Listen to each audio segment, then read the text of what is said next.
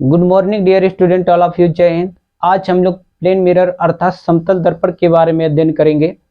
तो आइए बहुत ही जबरदस्त और बेहतरीन तरीके से प्रारंभ करते हैं। आशा करता हूं कि यह वीडियो आपको अच्छे से समझ आएगा। बस आप लोग अंत तक मेरे साथ बने रहिए। जैसा कि हम जानते हैं कि वह दर्पण जिसका परावर्तक पृष्ठ समतल होता है समतल दर्पण कहलाता है।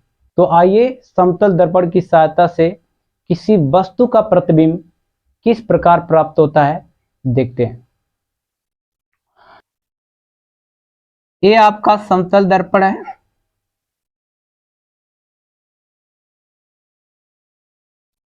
जिसका ये वाला भाग पॉलिश किया गया है और ये वाला जो भाग है परावर्तक पृष्ठ है।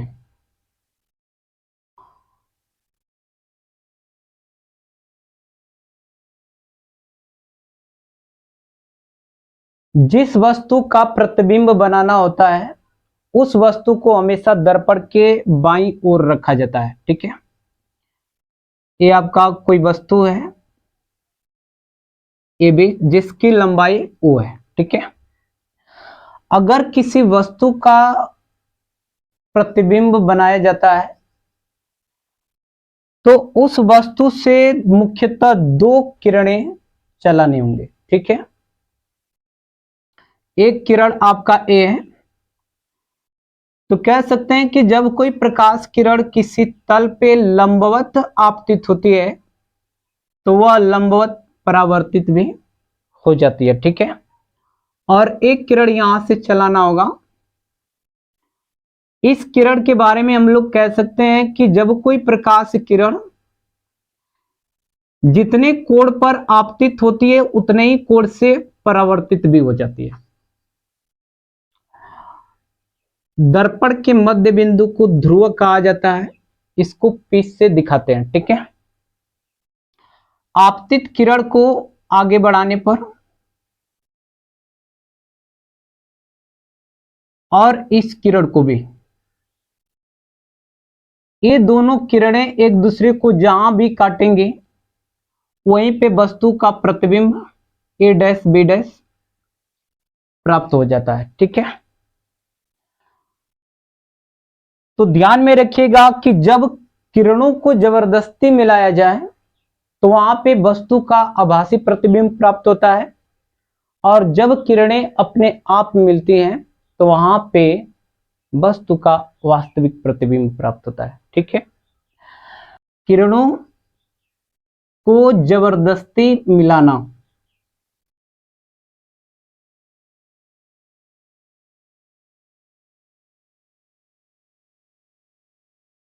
आभासी प्रतिबिंब बनाता है।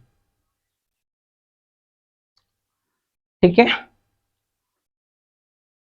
और किरणों का अपने आप मिलना, किरणों का अपने आप मिलना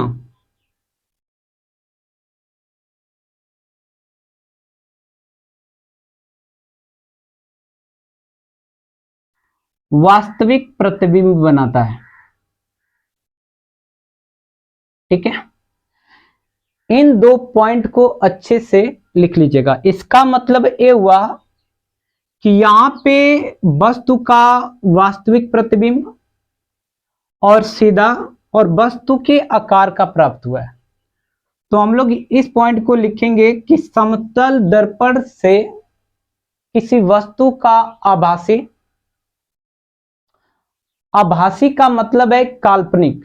ठीक है, आभासी सीधा और वस्तु के बराबर प्रतिबिंब प्राप्त होता है। ठीक है,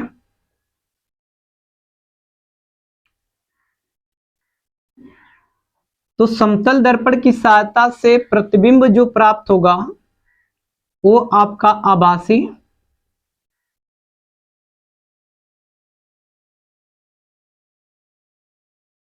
सीधा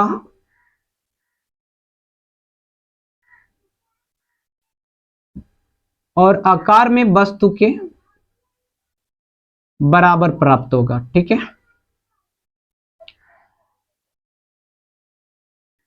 यहां से हम लोग एक पॉइंट और नोटिस करेंगे कि वस्तु को मिलाने वाली रेखा और प्रतिबिंब को मिलाने वाली रेखा दोनों समतल दर्पण पे लंब होती है। ठीक है, तो इस पॉइंट को भी हम लोग अच्छे से लिखेंगे कि वस्तु और प्रतिबिंब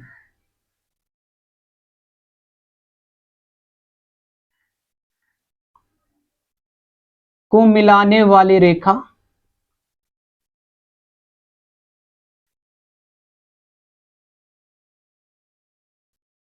दोनों समतल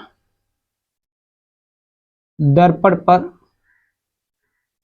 लंब होते हैं। ठीक है, यहां से हम लोग कह सकते हैं कि जो वस्तु की दूरी है दर्पण से प्रतिबिंब की दूरी के बराबर है। तो वस्तु की दूरी प्रतिबिंब की दूरी के बराबर है। इस पॉइंट को अब भी हम लोग नोट कर लेंगे यहां पे।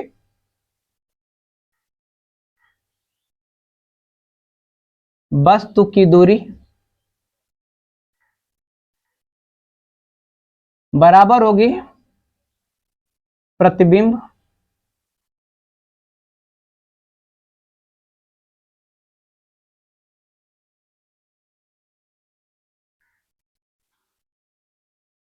दर्पण से प्रतिबिंब की दूरी को भी से निरूपित करते हैं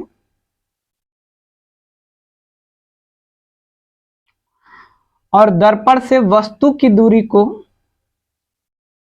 u से निरूपित करते हैं।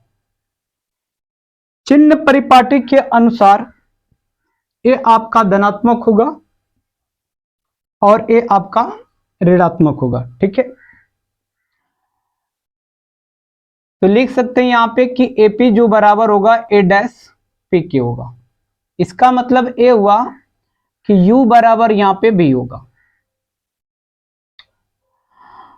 अब यहां से हम लोग ये बात भी जान जाते हैं कि जो AB की लंबाई है वो आपका A डैश B डैश की लंबाई के बराबर है, या कह सकते हैं कि वस्तु की ऊंचाई प्रतिबिंब की ऊंचाई के बराबर होगी। ठीक है, तो यहां से कह सकते हैं O बराबर होगा यहां पे I। अब यहां पे हम लोग देख लेते हैं कि दर्पण का सूत्र क्या होता है। तो दर्पण का सूत्र आपका होता है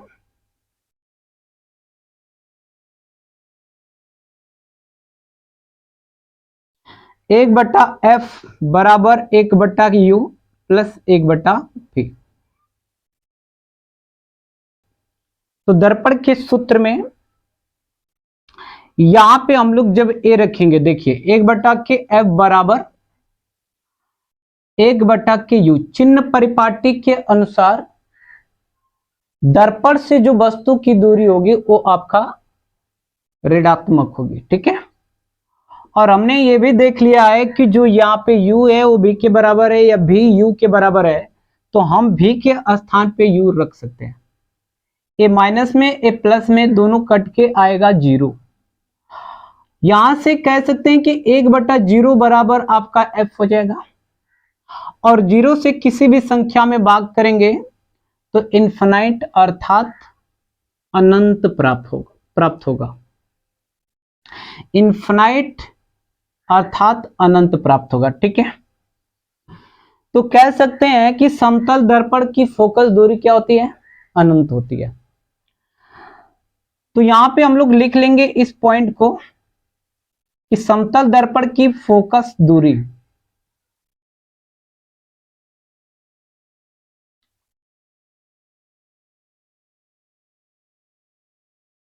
अनंत होती है। ठीक है, अब आइए देख लेते हैं कि इसकी वक्रता त्रिज्या क्या होगी। वक्रता त्रिज्या को r से निरूपित करते हैं, क्योंकि हम जानते हैं r बराबर 2f होता है। ठीक है, और यहां पे जब f की वैल्यू रखेंगे तो इनफिनाइट नंबर बहुत ही बड़ा नंबर होता है, जब इसमें किसी भी संख्या से गुणा करेंगे तो आपको इनफिनाइट ही मिलेगा, अर्थात अनंत ही मिलेगा। तो कह सकते हैं कि समतल दर्पण की वक्रता त्रिज्या भी आपका अनंत होगी।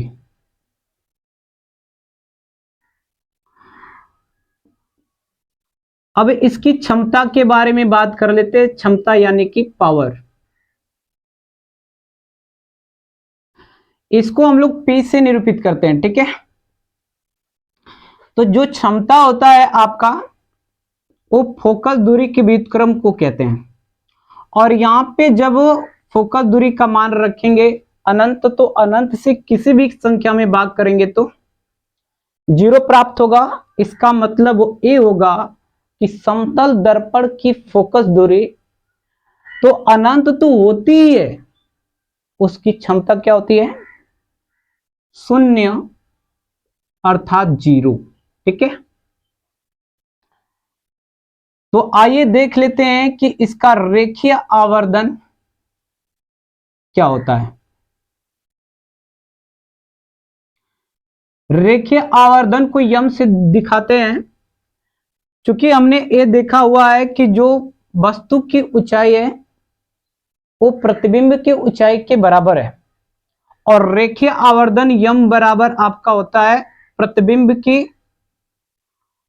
और वस्तु की ऊंचाइयों के अनुपात को कहा जाता है रेखीय आवर्धन, ठीक है।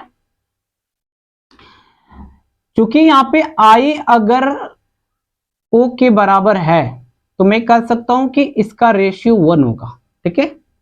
और चूंकि ये दोनों धनात्मक ही होंगे तो इसका मतलब ये होगा कि रेखीय आवर्धन जो होगा समतल दर्पण का वो +1 इकाई का होगा।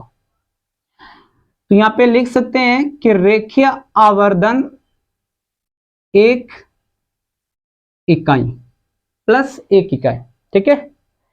यानी कि समतल दर्पण का रेखीय आवर्धन +1 इकाई होती है, ठीक है।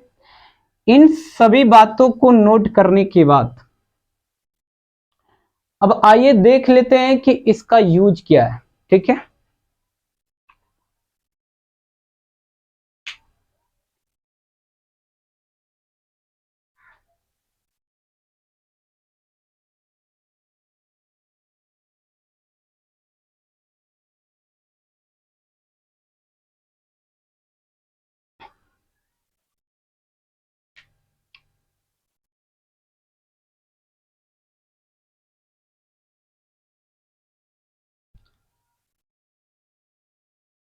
समतल दर्पण का उपयोग कहां पे किया जाता है? तो चेहरा देखने वाले आईने में, ठीक है। दूसरा पेरिस्कोप अर्थात परिदर्शी में इसका प्रयोग किया जाता है।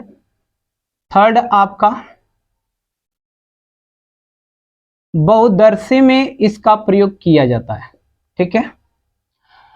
तो पेरिस्कोप में समतल दर्पण का जो प्रयोग किया जाता है वो आपका 45 अंश के कोण पे झुका होता है, ठीक है। समतल दर्पण पेरिस्कोप में 45 अंश के कोण पर झुका हुआ होता है।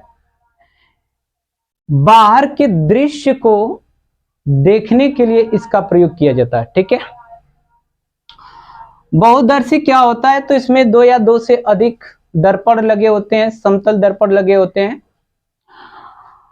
ठीक है।